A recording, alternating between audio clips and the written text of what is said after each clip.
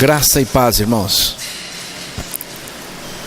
Vamos, em nome de Jesus, abrir a palavra no Evangelho de Marcos, capítulo 10. Marcos, capítulo 10, versículo 17 ao 22.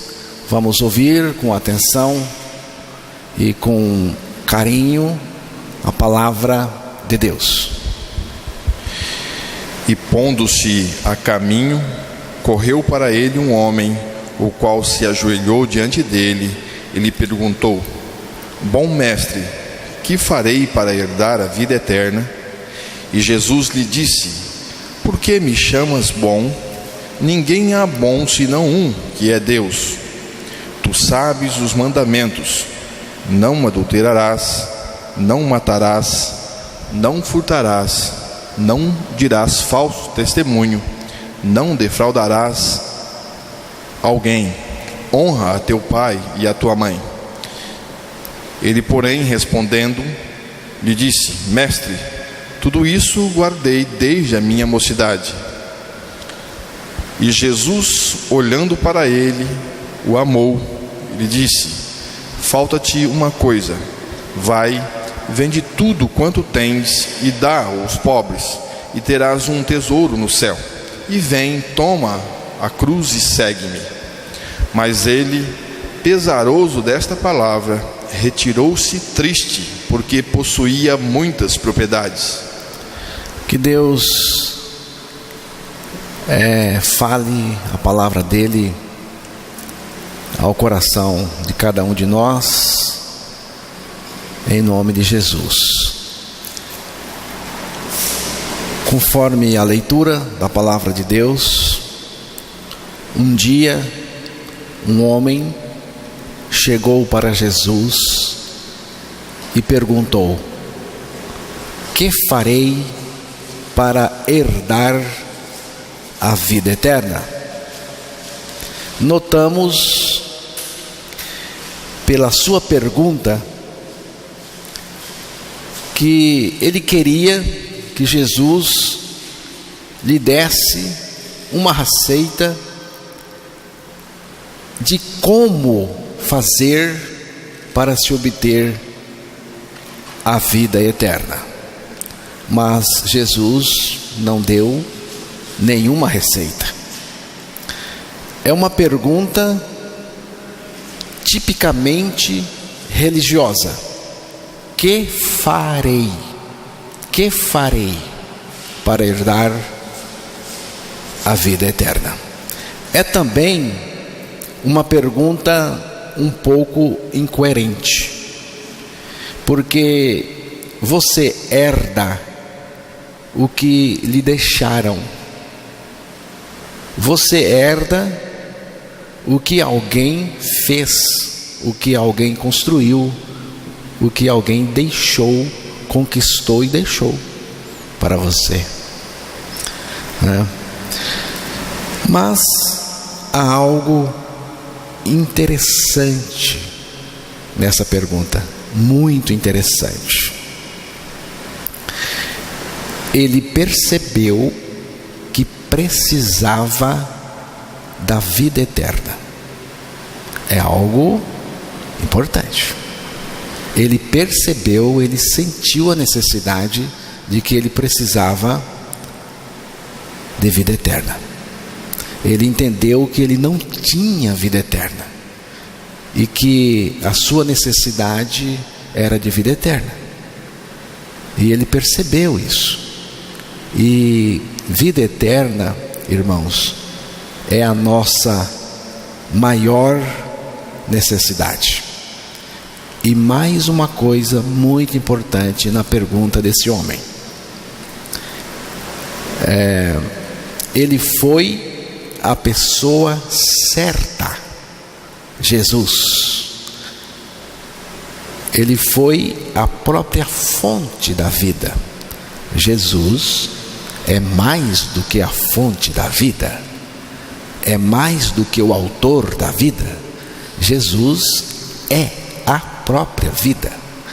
1 de João, capítulo 5, versículo 20, vamos ouvir o que o apóstolo João nos diz acerca da vida eterna. E sabemos que já o Filho de Deus é vindo e nos deu entendimento para que conheçamos ao verdadeiro, e no que é verdadeiro estamos, isto é, em seu Filho Jesus Cristo. Este é o verdadeiro Deus e a vida eterna. Jesus Cristo é o verdadeiro Deus, Ele também é a vida eterna. Ele é a vida eterna. Então, o homem foi ao lugar certo procurar o que desejava. As pessoas procuram encontrar vida eterna nos lugares onde a vida não está. Mas o jovem estava procurando no lugar certo, mas foi embora sem a vida. Por quê? O que aconteceu? E agora eu chamo a sua atenção para a resposta de Jesus ao jovem. Vamos ouvir novamente Marcos, capítulo 10, verso 21. Aí está a resposta de Jesus ao jovem que foi a ele. E Jesus, olhando para ele, o amou e lhe disse: falta-te uma coisa, vai, vende tudo quanto tens e dá aos pobres, e terás um tesouro no céu, e vem, toma a cruz e segue-me. Diz aqui que Jesus, olhando para ele, o amou. Ele disse: falta-te uma coisa, vai, vende tudo quanto tens e dá aos pobres, e terás um tesouro no céu, e vem, toma a cruz e segue-me. Jesus disse ao homem nitidamente: vem, toma a cruz e segue-me. É vida que você quer? Então Jesus disse: vem, toma a cruz, siga-me. Tu queres vida? Então venhas comigo, morrerás em mim na cruz e terás a vida eterna. Eu vou ser a tua vida eterna, eu vou ser o teu tesouro inestimável. Mas a reação do homem foi bizarra totalmente. Mas ele, pesaroso desta palavra, retirou-se triste. Marcos 10, o verso 22, que foi também lido no início. Embora amasse aquele jovem, Jesus não concedera a vida eterna que ele pedira. Jesus não concedera a vida eterna ao jovem, porque ele não estava disposto a tomar a cruz, isto é, morrer nela, em Cristo. Uma cruz é um lugar de morte, é também um instrumento de morte. Na época que Jesus disse isso, a cruz era um instrumento de morte, era também um lugar de morte. Na época, tomar a cruz significava morrer nela. No caso que estamos aqui tratando, morrer com Cristo nela, né? Então, irmãos, a morte de Jesus é um fato histórico, mas a minha morte, a nossa morte em Cristo, com Cristo, é um fato espiritual de fé. Tomar a cruz é reconhecer que aquela cruz era minha. Tomar a cruz é reconhecer que Jesus não morreu sozinho, havia mais gente lá, eu estava lá. Tomar a cruz importa na nossa morte com Cristo na cruz. Tomar a cruz é morrer nela. Morrer na cruz em Cristo, exatamente o que significa tomar a cruz. Se não morrermos em Cristo, não teremos a sua vida eterna em nós, operando em nós, manifestando-se em nós mesmos. Irmãos, é o maior e o mais fascinante projeto de vida. É pegar ou largar. É pegar ou largar. O moço rico, o jovem rico, ele preferiu largar. O jovem queria vida eterna, não resta dúvida. O jovem queria vida eterna, mas não queria morrer para obtê-la. Você percebe? O jovem queria vida eterna, mas não queria morrer para obtê-la. Ele preferiu a sua vida pecadora e perdeu a vida eterna. Mas ele, pesaroso desta palavra, retirou-se triste. O jovem foi embora triste, mas continuou contente com as coisas que tinha, mas triste com Cristo.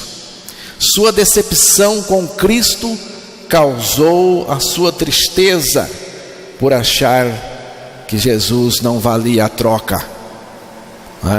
Alguém pode achar que a sua tristeza foi por causa das suas muitas riquezas que ele não quis repartir com os pobres. Mas eu acho que ele ficou triste por entender que Jesus não valia a troca. Não valia a troca.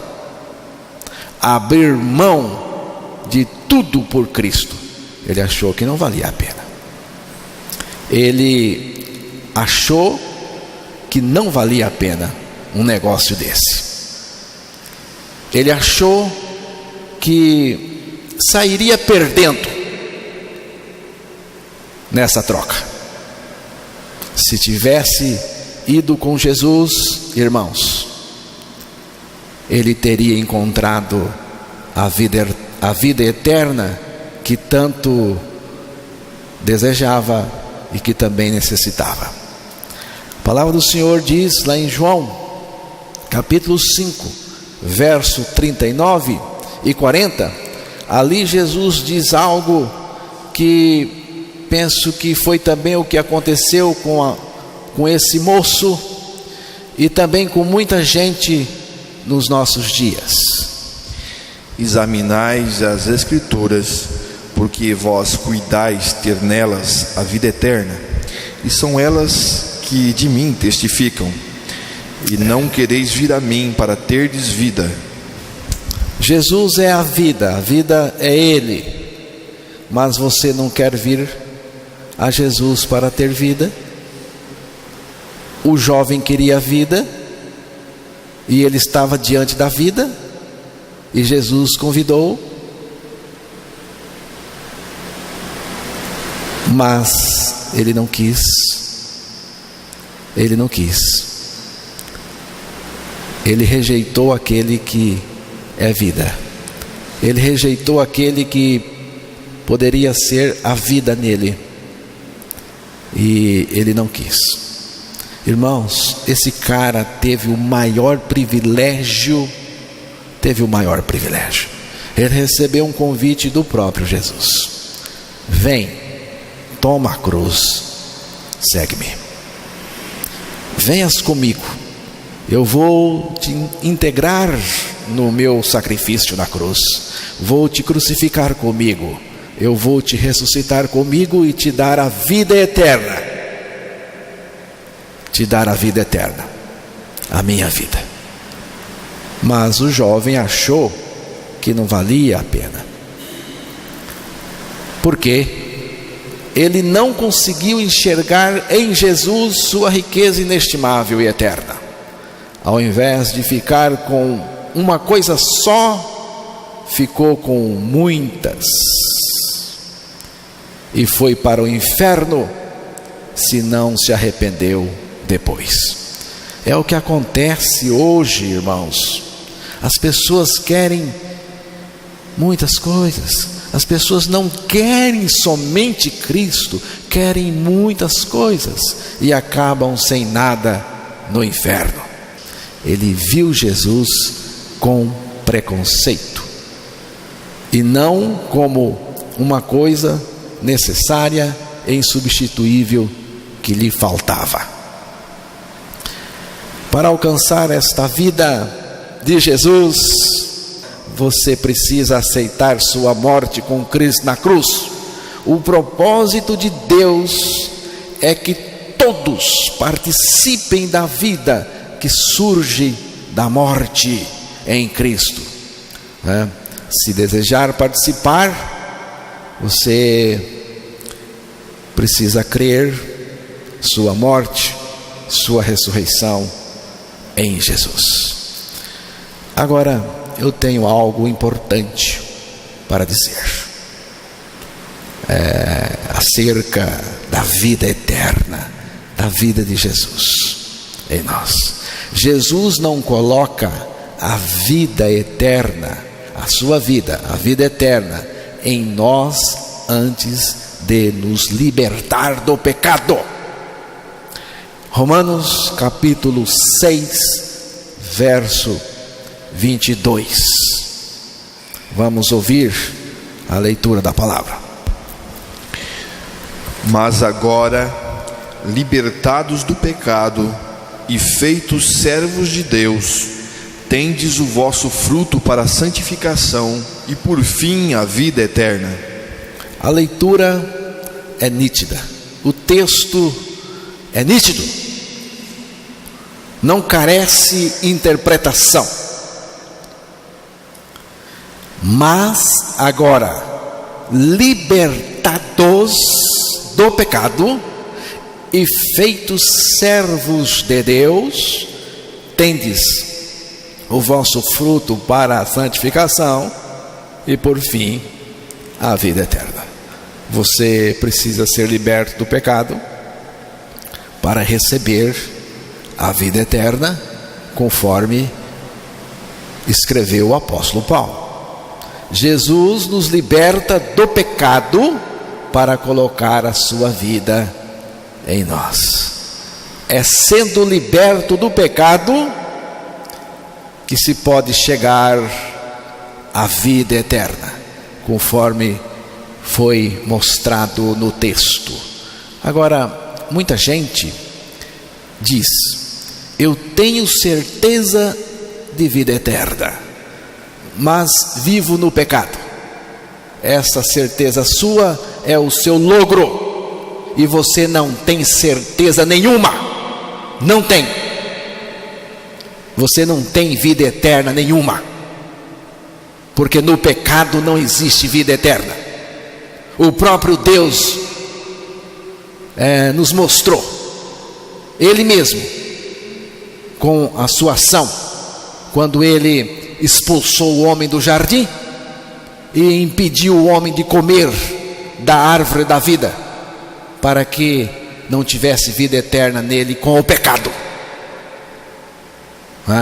Então, tem gente também que ensina que somos salvos, mas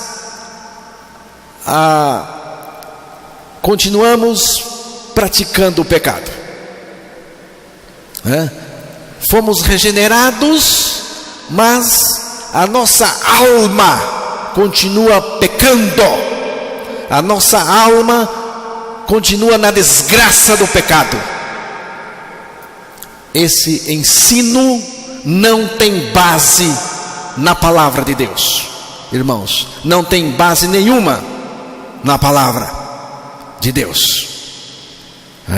Tem base sim na conversa e no ensino do pregador, do pregador que não crê na libertação total do pecado que a palavra de Deus nos ensina.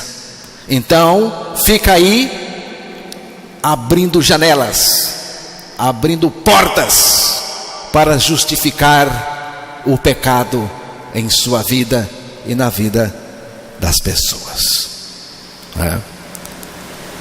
Mas não tem base na palavra. A vida de Cristo vivificou o meu espírito, tornou-se a vida da minha alma e se manifesta no meu corpo. Ele vive em mim. Ele vive em mim. Em mim. Em mim significa no ser inteiro. Quando você diz Cristo vive em mim, você está dizendo que Cristo vive no seu ser inteiro.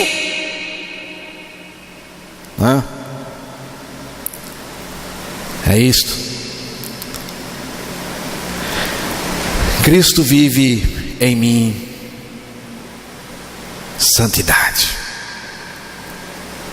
Cristo vive santidade porque Ele é santo. A palavra do Senhor diz lá em 1 Tessalonicenses capítulo 5 verso 23. Vamos ouvir ali o que a palavra nos diz. E o mesmo Deus de paz vos santifique em tudo, e todo o vosso espírito e alma e corpo sejam plenamente conservados irrepreensíveis para a vinda de nosso Senhor Jesus Cristo. Que o próprio Deus da paz vos santifique integralmente. A versão que eu estou usando aqui. Que o próprio Deus da paz vos santifique integralmente. Espírito, alma e corpo. Que todo o vosso espírito, todo, preste atenção aqui, todo vosso espírito, alma, toda a alma e corpo, todo o corpo, sejam mantidos irrepreensíveis na vinda do nosso Senhor Jesus Cristo. Outra versão diz: o mesmo Deus da paz vos santifique em tudo.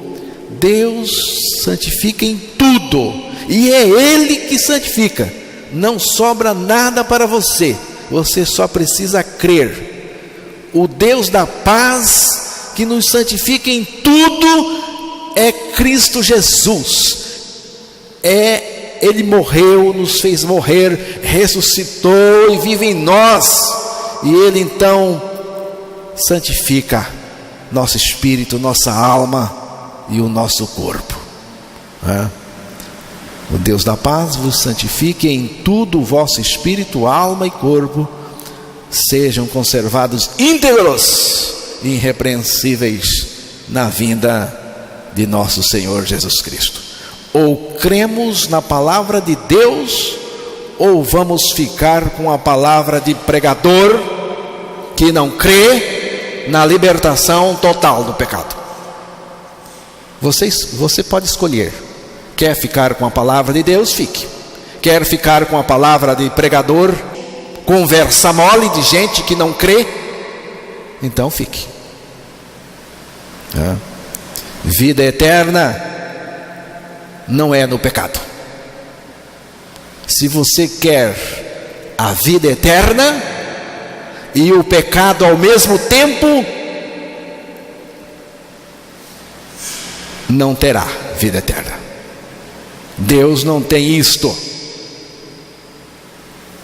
irmãos. Ele não tem isto para nós.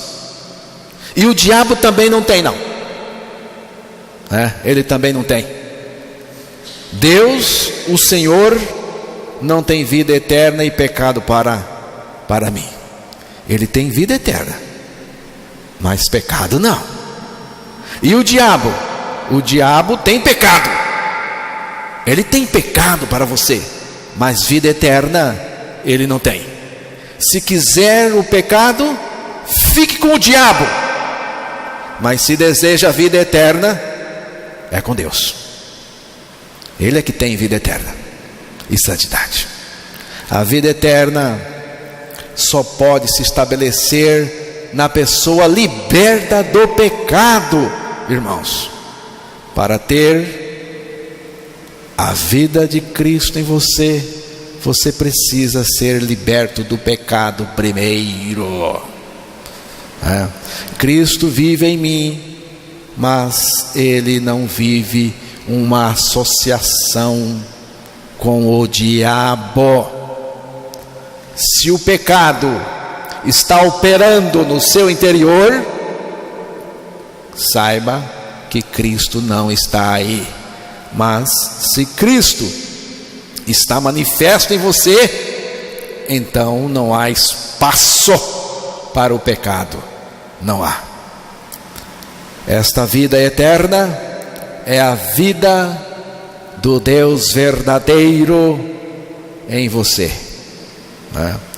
Se o Deus verdadeiro está dentro de você, pergunto: quanto de pecado deve ser admitido aí? Vou repetir a pergunta. Se o Deus verdadeiro, se a vida do Deus verdadeiro está dentro de você, quanto de pecado deve ser admitido aí? Quanto de mentira deve ser admitido aí? Quanto de sujeira, de corrupção, inveja? Quanto? Então, irmãos, temos que encarar com toda a seriedade a questão da vida eterna em nós.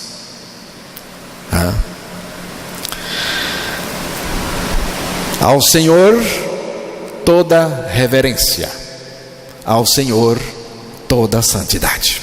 Salmo 93, verso 5. Vamos ouvir lá o que a palavra de Deus nos diz. Muito fiéis são os teus testemunhos. A santidade convém à tua casa, Senhor, para sempre. Viu? A santidade não é o pecado, não. Santidade é santidade, pecado é pecado. Há separação. Por definição, santidade é separação do pecado. A santidade convém à tua casa, Senhor, para sempre. O que é a casa do Senhor? O que é a casa do Senhor? A casa do Senhor é a pessoa crucificada e ressuscitada para o Senhor morar, para o Senhor habitar. Eu gosto muito de Colossenses capítulo 3, verso 3 e 4. Vamos ouvir. porque já estáis mortos, e a vossa vida está escondida com Cristo em Deus. Quando Cristo, que é a nossa vida, se manifestar, então também vós vos manifestareis com Ele em glória. Porque já estáis mortos. Porque já estáis mortos. Quando Cristo, que é a nossa vida, se manifestar. Você vê? Já estáis mortos. Cristo é a nossa vida. Como nossa vida, Ele se manifesta. Cristo é a minha vida. Cristo é a nossa vida. Se alguém nesta sala tiver uma afirmação maior e mais rica do que esta, levante a mão aí e diga: se manifeste. Viu? Por favor. Você conhece um tesouro maior do que esta vida de Cristo dentro de nós? Você conhece um tesouro maior do que esta vida de Cristo dentro de um vaso de barro como eu e você? Tem não. Tem não. Então que o Espírito Santo nos ajude a tomar a vida de Cristo de maneira real na nossa experiência. Que o Espírito Santo nos ajude, irmãos, a avaliar a vida de Cristo em nós. Eu morri em Cristo na cruz, e Cristo é a minha vida. Creia a sua morte, tome-a como sua experiência, e você encontrará a vida de Cristo operando em você. Agora, meu irmão, não fique achando que sabe muito, viu? Não fique achando que sabe bastante acerca da vida de Cristo, do Evangelho.